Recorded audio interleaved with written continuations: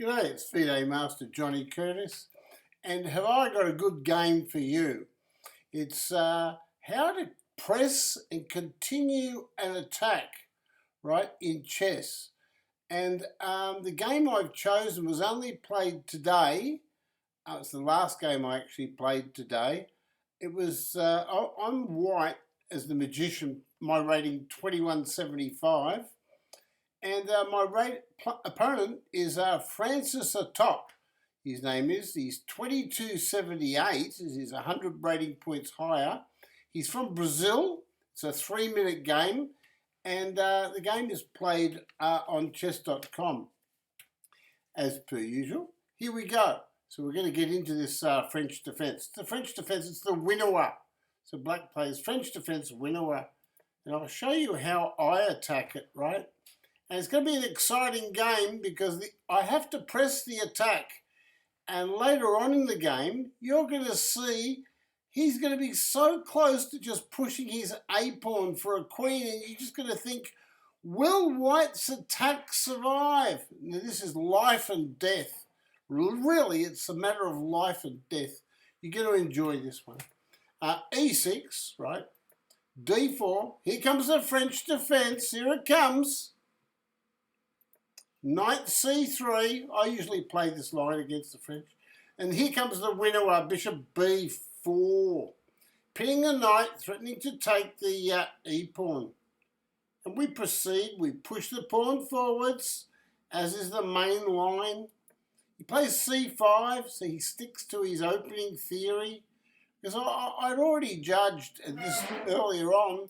I looked at his rating and I thought to myself, he's a mature guy. I can see his photo.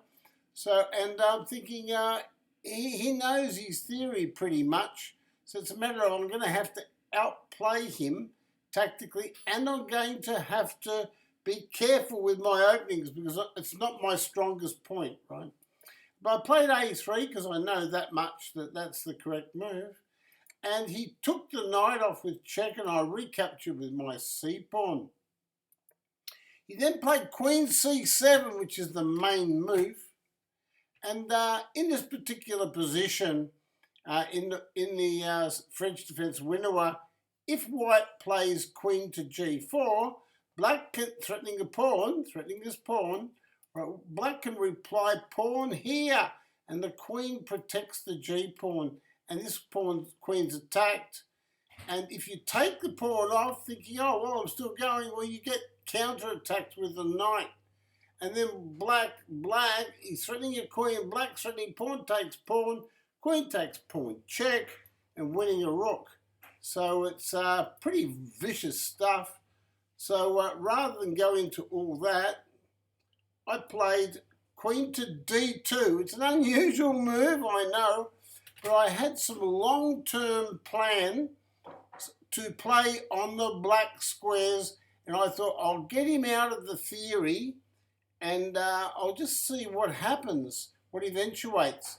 Because he's got now, because he hasn't got mainline practice to work on, he's going to work out the whole game as he goes along. He's got to do it all in less than 3 minutes. So he played knight e7, I played a4. He played b6, I played knight f3, just holding the pawn. Right, so I'm not doing anything spectacular here, just developing my knight with an idea to develop my bishop and castle. He played bishop there, right? This is a key move. If I take the bishop, he can take back with the knight, and he's got a reasonably good game with no problems. So what I thought was I'll give him a check. And that way, if he takes the bishop, he's still going to work out what does he do about the silly pawn on b5, stopping him to play knight here, right? So he took the bishop and the pawn recaptured, and he seems to not want to play queen here because of rook here. That may be a good move, Queen here may actually be a really good move. I like that move. But he decided not to. He castled instead, which how can you fault him, he's castled? And so I castled too, and I thought, well, I'll sit back and I'll wait and see what he does. And then he played that move, pawn to a6. Well, it doesn't threaten my pawn, does it? So how did I reply? Well, I played knight over there towards his king. Right, exactly. I played knight over there towards his king, and if he just leaves my knight there, I can play queen to d3 and threaten checkmate, can't I, right? Improve my queen and go along here. So at the same time, if he pushes the pawn, he may create a weakness that I can attack later. Now let's have a look at see what happens. h6. So I have actually got him to make a slight little concession, if we can call it that, on his king side. So he played knight. I played knight back, again reinforcing the centre, and everything else is stabilised, right? So a good move for him would be now just simply knight to d7. That would be a good move, because I can't hold that pawn if he takes it. But he's worried about the pawn. He's worried about a pawn, right? Let's see how he goes being worrying about a pawn. He took a pawn off, so I recaptured with a pawn. I thought, you beauty, this is exactly what I wanted, because I was always playing for activity with this bishop, and he's given it to me. He's panicked a little bit too early. So I played bishop here, right? Attacked his knight. And he played knight to f4, f5, right? And he thought, that's a good move. No, it's not a good move.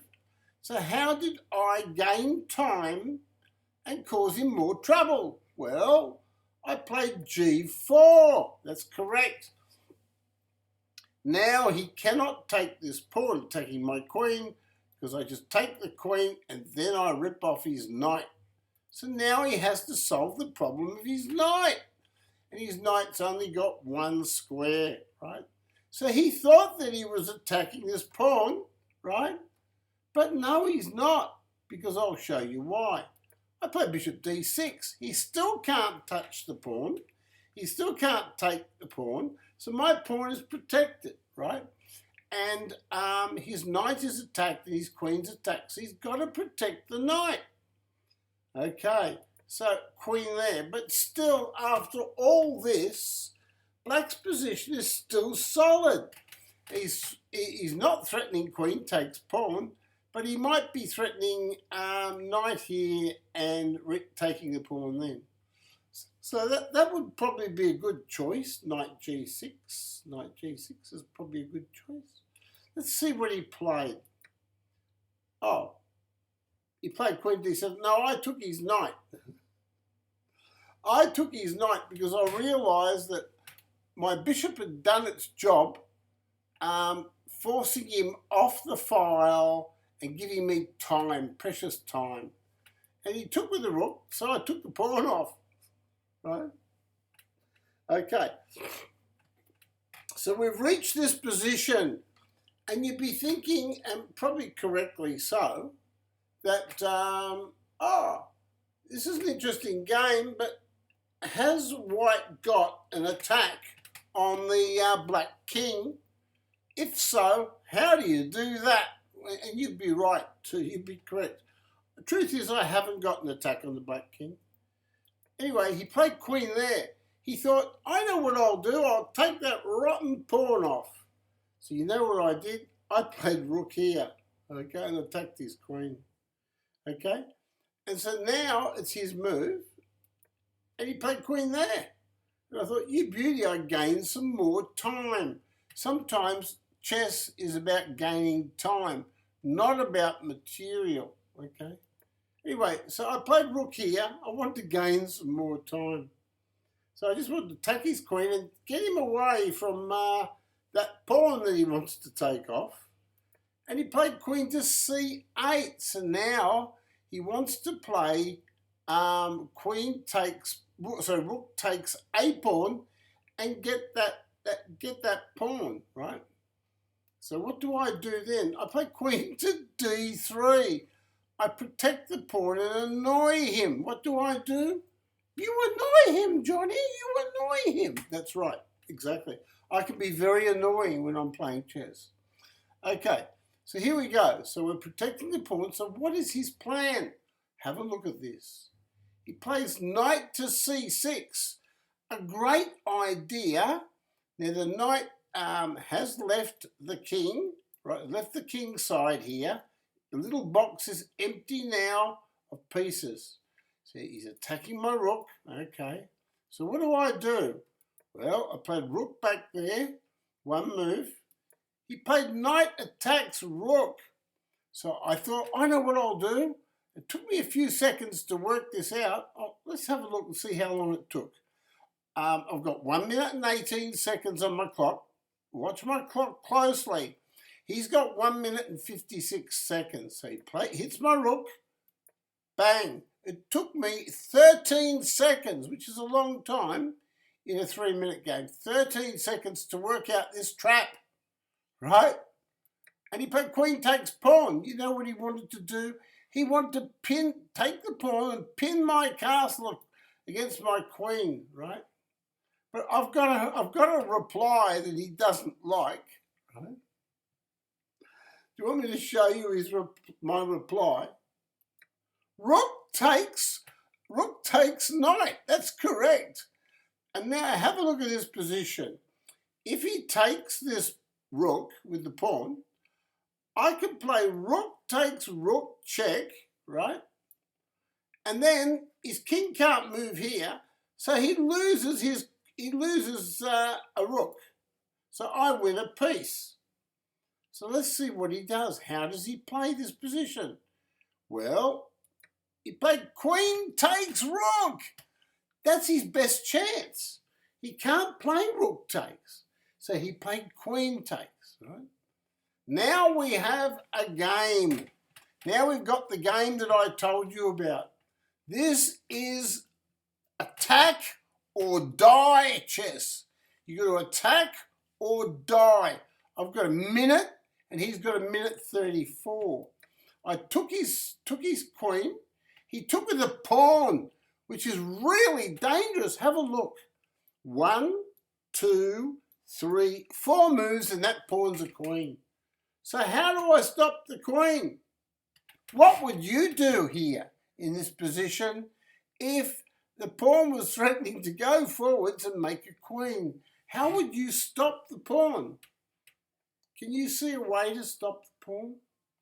Well, I'll tell you the truth. I couldn't see a way to stop the pawn, so I knew I had to challenge my inner energies and my inner sense of attacking chess, and I had to go for it. So I took 3 seconds to make that move. I knew it was attack or die, right? Okay, so he played a4. 3 more moves and he's got a queen. 1, 2, 3. So it's attack or die, isn't it, right? So I took the pawn off, right? I took the pawn off. I haven't even got a check. Right? So he pushed the pawn, right? Okay. Now, you might think, oh, you can pawn check here and then knight here threatening checkmate. No, you can just stop it with rook here, and then I can't stop pawn here equals queen, right? So what move do I play in this position? Well, I'll give you some time to think about the move that I played. It's a logical move. If you thought this was the move, knight to g5 threatening check, well, you would be correct. And that's the move he played. So then, he played g6. He wanted to cut off my queen. Now have a look at the position. He's still threatening 1, 2 moves and he gets a queen. Right? So what does white do?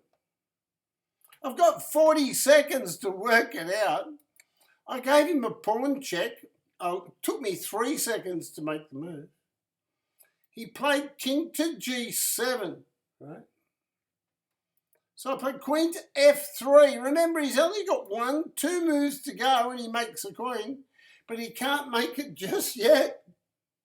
Why can't he make it? Well, he can't make it just yet, but it's pretty close. It's getting close. That queen's getting close. Anyway, he played rook there. So I know what I'll do. I'll just hold everything and defend the position. Right? So that's what he played. Rook to f8. He stopped my queen takes pawn check. So now what do? I've got 36 seconds on the clock. And he's threatening 1 move, 2 moves, right? So it's attack or die. So I gave him the check, okay? He's only got 1 square, funnily enough. It's king here. So what do I do in this move, this position, okay? What move did I play? Well, if you said knight takes pawn check, you're pretty close to being right. But what did I do? I can't remember what I did. Queen! I made a queen! I got a queen before he got one. That's right! You would never have thought that I would have got a queen before his queen, because his pawn was roaring down there and he only had 2 moves to make before he gets the queen. Big problem, he takes the queen off. I've lost my queen. Oh no, my queen. He's taken my queen. And now I'm still forced to proceed to try to checkmate him. So what do? Well, I gave him a check, didn't I? Okay. Now, with this check, he can't go here because of checkmate. That's right. If the king goes here, it's checkmate on that square. So he's only got 1 square to move. King there. I've got 15.2 seconds to play my next move. And I thought, what do? It took me 2 seconds to work that out. So I gave him a check. Never miss a check. Could be mate. And then what did he do? Remember, he's only got 2 squares to go and he makes a queen. He played king there. So what do I do in this position? I want you to have a look at the position and you tell me what move you would make, right? You've got about 5 seconds to choose a move. Shh. Be quiet, Teddy. Don't tell them. Teddy was going to tell you. Okay. Well, this is what happened. For those people that worked it out, it's knight takes pawn. Now, we take the pawn quietly. It's not even a check. However, it threatens checkmate in 1 move. Okay. Now, if he moves his king back, it's checkmate on this square. Okay. So what does he do to stop a checkmate? Here. Is there a way for him to stop it? Well, I've got 13 seconds on my clock. He played rook there. He stopped the check there. Right, he's probably hoping that I'll take this rook with check. But no, we don't want the rook.